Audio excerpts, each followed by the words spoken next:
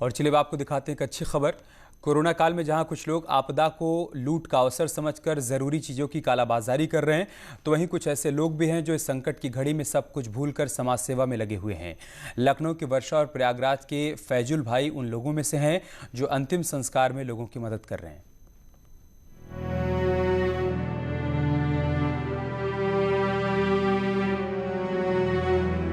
Corona से जान गंवा चुके लोगों के अंतिम सफर में सहारा बनती है लखनऊ की वर्षा वर्मा। कई दफा ऐसा भी होता है जब शव को हाथ लगाने से उनके परिजन मना कर देते हैं। कोई संक्रमण के डर से हाथ नहीं लगाता तो कोई मुफलिसी का शिकार होता है कि उसके पास वाहन, एम्बुलेंस, यहाँ तक कि अंतिम संस्कार के पैसे भी नहीं होते हैं।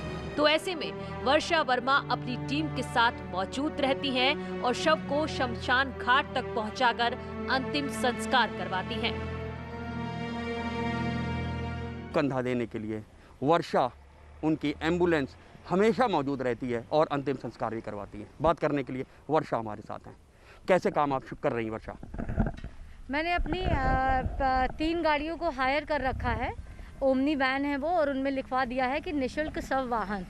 मैंने देखा कि यहाँ पर कुछ दिनों से काफ़ी परेशानी हो रही थी। जो लाश के वास्ते गाड़ियाँ हैं वो कोई 10,000 चार्ज कर रही थी, कोई 20,000। तो आम जनता के पास इतना पैसा नहीं होता है कि एक डेड बॉडी के लिए वो 10, 15, 20,000 रुपये सिर्फ एक गाड़ी वाहन के लिए लगा दें। तो मेरे दिमाग में ये आया कि इस चीज़ से कैसे लोगों को सहयोग किया जा सकता है, कैसे इस दर्द से दूर किया जा सकता है।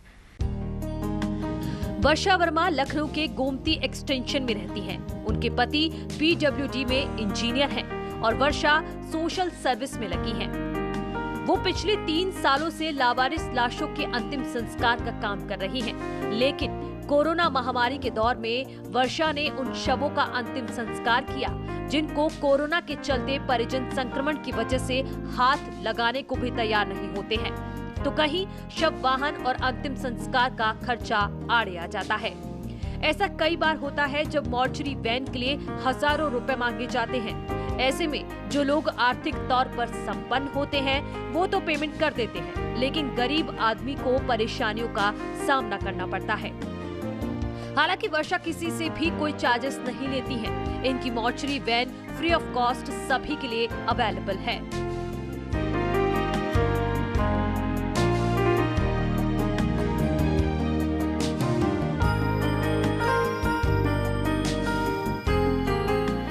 काल में लोगों ने अपनों को खोया है। कई परिवार ऐसे भी हैं जिनके बच्चे विदेशों में रहते हैं। उनका अंतिम संस्कार करने के लिए कोई नहीं आ पाता, तो वर्षा उनका भी अंतिम संस्कार पूरे विधि विधान से करवाती हैं। वर्षा कहती हैं कि कोविड के दौरान कई ऐसे लोग भी मिले जो कोरोना की वजह से हुई मौत के बाद डेड बॉडी को हाथ लगाने से डरने लगते हैं, लेकिन वर्षा और उनकी टीम के लोग बिना किसी डर के सभी का अंतिम संस्कार करवाते हैं। नहीं, मुझे डर नहीं लगता, लेकिन विश्वास जानिए, जैसे जैसे दिन गुजर रहे हैं, जैसे जैसे हम काम का हमें एक्सपीरियंस आता जा रहा है, मेरा डर हटता जा रहा है। मैं और ज़्यादा कॉन्फिडेंट फील कर रही हूँ और बल्कि बहुत मजबूत अपने आप को फील कर रही हूँ। हाँ, मुझे लगता है कि 50% ऐसी फैमिलीज़ हैं, 50 क्या 60 % तक हमारे पास ऐसे कॉल आते हैं कि हम फॉरेन कंट्री में फंसे हैं, या हमारी पूरी फैमिली कोविड में है, या हम लोग नहीं हाथ लगाना चाह रहे हैं। तो ऐसे समय पे हमारी पूरी टीम, जो कि हमारा दायां और बायां हाथ है, हमारे दोनों ड्राइवर हैं, उन दोनों के सहयोग से हम उन लोगों को पूरा क्रिमेट कराते हैं, उनकी पूरी बॉडी को पैक कराते हैं और यहाँ तक लेके आते हैं और अंतिम कंधा बनते हैं उनका। अंतिम संस्कार के इस काम के लिए वर्षा के पास 3 वैन हैं और उनके ड्राइवर्स भी हैं। ड्राइवर की हायरिंग डेली बेसिस पर की जाती है, लेकिन अगर कभी ड्राइवर नहीं मिला तो वर्षा खुद शव वाहन चलाकर लाती है और अंतिम संस्कार करवाती है।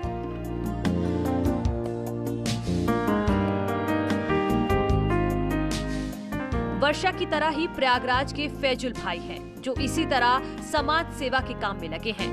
प्रयागराज के अतरसुइया इलाके के रहने वाले फैजुल वैसे तो गरीबों के शवों को मुफ्त में वाहन मुहैया कराने का काम पिछले 10 सालों से कर रहे हैं, लेकिन कोरोना के मुश्किल वक्त में इन दिनों उनका पूरा समय जरूरतमंदों की मदद में ही बीत रहा है।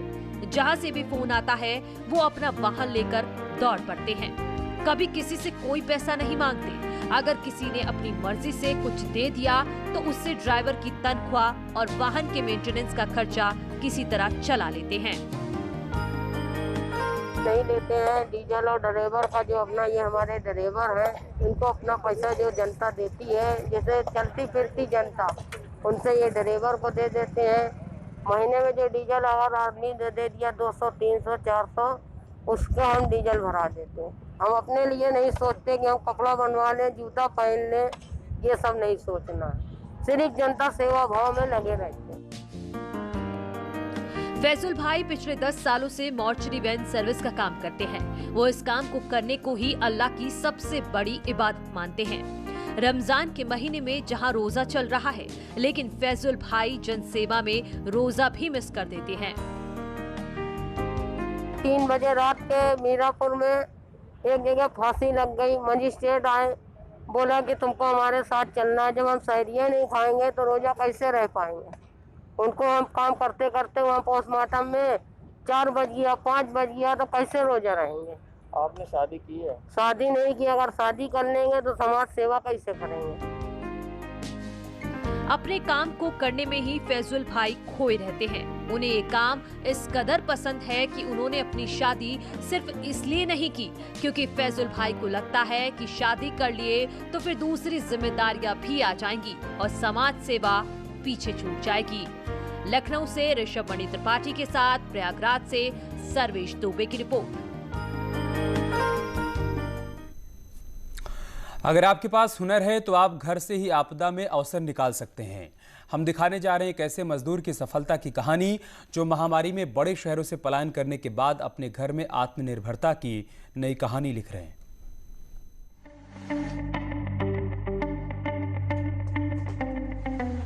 कोरोना की महामारी में बड़े शहरों की मार झेल रहे मजदूरों के लिए जौनपुर की खबर प्रेरणा देने वाली है। ये हैं अरविंद राजभर। 15 साल तक बड़े शहरों में मजदूरी करने वाले अरविंद अब मालिक बन चुके हैं।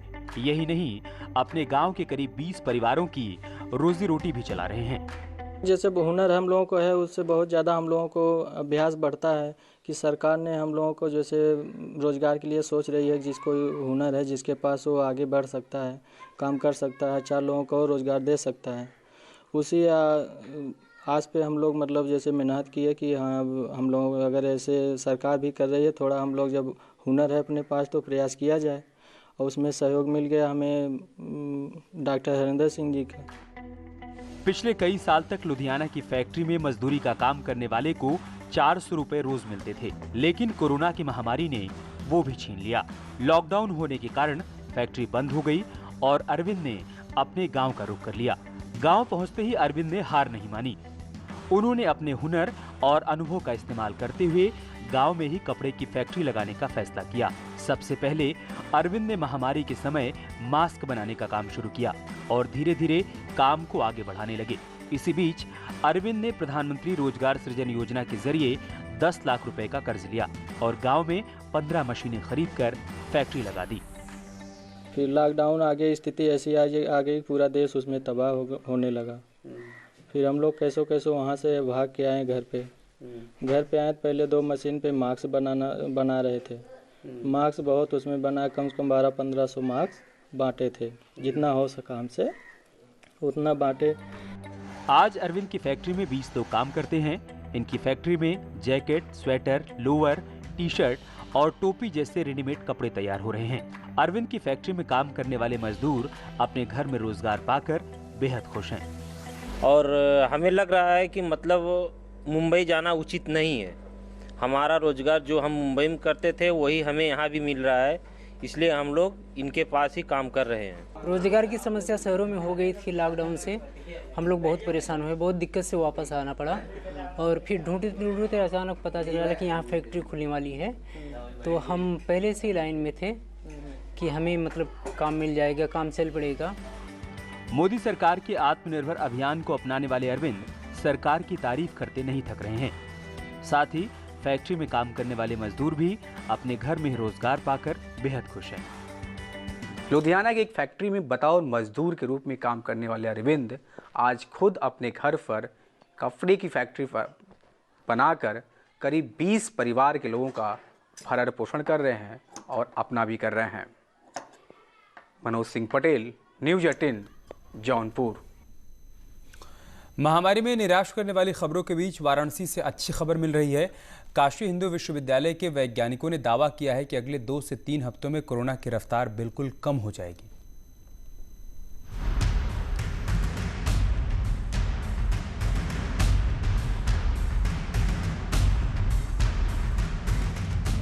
कोरोना की बढ़ती महामारी के बीच वाराणसी से अच्छी खबरें सामने आने लगी हैं। अगले 2 से 3 हफ्तों में कोरोना संक्रमण की दर बिल्कुल कम हो जाएगी। काशी हिंदू विश्वविद्यालय के वैज्ञानिकों ने दावा किया है कि बीते दिनों की तुलना में वाराणसी में मरीजों की रिकवरी रेट 20% से बढ़कर 80% हो गई है। बनारस में कोविड संक्रमण पर गौर करें तो 15 अप्रैल को रिकवरी रेट 20% थी, जो 5 दिन के बाद 80% हो चुकी है। पिछले 4-5 दिनों का अगर हम रिकवरी रेट देखें तो मोर देन 80% हो गया है, तो लगभग 4 गुने से ज़्यादा बढ़ोतरी रिकवरी रेट में हुई है।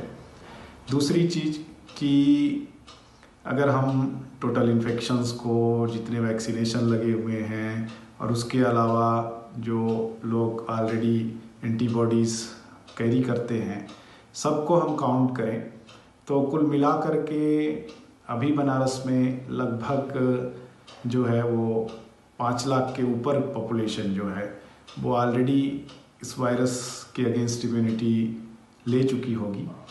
तो इस एस्टीमेट को अगर हम माने तो लगभग जो है 40 से 45% या 50% पॉपुलेशन जैसे ही किसी पॉपुलेशन में या किसी रीजन में या किसी एरिया में इन्फेक्ट होती है तो क्या होगा कि जो वायरस की संक्रमण दर है वो घटेगी, उसके साथ ही वायरस की जो चेन है वो भी टूटेगी। वैज्ञानिकों के मुताबिक वैक्सीनेशन लेने वाले लोग और कोविड इन्फेक्टेड लोगों को काउंट करें तो करीब 5 लाख से ऊपर लोग कोरोना एंटीबॉडीज लेकर घूम रहे हैं। यानी वाराणसी की बड़ी आबादी वायरस के अगेंस्ट इम्यूनिटी ले चुकी है।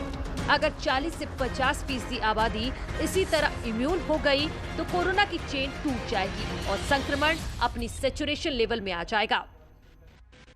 जो वायरस की संक्रमण दर है वो घटेगी, उसके साथ ही वायरस की जो चेन है वो भी टूटेगी। तो उम्मीद है कि अगले 2 सप्ताह में या 3 सप्ताह में ये नंबर जो है, जो इन्फेक्टिव या लोग इन्फेक्टेड हो रहे हैं उनका नंबर, क्योंकि इन्फेक्शन रेट भी अभी बहुत हाई है, तो उनका नंबर एक सैचुरेशन लेवल तक पहुंच जाएगा। और उसके बाद जो है जो केसेस हैं, क्योंकि वायरस का दर है वो घटेगी, उसके साथ ही वायरस की जो चेन है वो भी टूटेगी। तो उम्मीद है कि अगले 2 सप्ताह में या 3 सप्ताह में ये नंबर जो है, जो इन्फेक्टिव या लोग इन्फेक्टेड हो रहे हैं उनका नंबर, क्योंकि इन्फेक्शन रेट भी अभी बहुत हाई है, तो उनका नंबर एक सैचुरेशन लेवल तक पहुंच जाएगा। और उसके बाद जो है जो केसेस हैं, क्योंकि वायरस को मीडियम नहीं मिलेगा, तो फिर नंबर ऑफ केसेस जो है। बहरहाल निराशाजनक खबरों के बीच ऐसी खबरें आशा की किरण लेकर आती हैं, लेकिन उसके साथ सावधानी भी बेहद जरूरी है, क्योंकि सतर्कता ही इस कोरोना की चेन को तोड़ने में मदद करेगी। न्यूज़ 18 के लिए वाराणसी से रवि पांडे की रिपोर्ट। कोरोना को हराना है तो कुछ छोटी छोटी मगर बड़ी बातों का ख्याल रखना होगा। मास्क, डिस्टेंसिंग और सैनिटाइजेशन। 1 साल से ज़्यादा समय बीत गया है, सरकार लोगों को जागरूक कर रही है, लेकिन लोग लापरवाह बने हुए हैं। इसी लापरवाही का समाधान मेरठ के एक इंजीनियर ने निकाला है। ये एक ऐसा सोल्यूशन है जो आपसे डिस्टेंसिंग का पालन हर हाल में करवाएगा, और अगर आपने दूरी नहीं बनाई तो जोर जोर का झटका भी देगा। आप देखिए इन तस्वीरों में कि ये डिवाइस पुनीत ने तैयार की है, और इस डिवाइस को घड़ी की तरह कलाई पर पहन लिया जाता है, और उसके बाद अगर 2 लोग इस डिवाइस को पहन लेंगे तो दोनों एक दूसरे से रिपेल होते रहेंगे, यानी दोनों एक दूसरे के करीब नहीं आ सकते। बशर्ते हर व्यक्ति को इस डिवाइस को पहनना होगा। घड़ी की शक्ल में ये डिवाइस तैयार की गई है, और यहाँ पर अब देखिए इन दोनों ने, पुनीत ने और उनके एक फ्रेंड ने, अपनी कलाई पर ये बांध रखा है। हम पुनीत से कहेंगे कि पुनीत ज़रा एक प्रयोग करके दिखाइए कि कैसे आप लोग इस घड़ी नुमा शक्ल वाली डिवाइस का इस्तेमाल कर रहे हैं सोशल डिस्टेंसिंग के लिए। अब देखिए इन दोनों लोगों ने घड़ी नुमाई शक्ल वाली डिवाइस पहन ली है और कैसे एक दूसरे से रिपेल कर रहे हैं, कैसे एक दूसरे से दूर जा रहे हैं। ये आप इन तस्वीरों में देखिए कि यहाँ पुनीत कितनी दूरी पर खड़ा हुआ है और इनका एक दोस्त यहाँ पर खड़े हुए हैं। दोनों लोग एक दूसरे के करीब नहीं जा पा रहे हैं। सोशल डिस्टेंसिंग को जबरन करवा रहा है ये डिवाइस।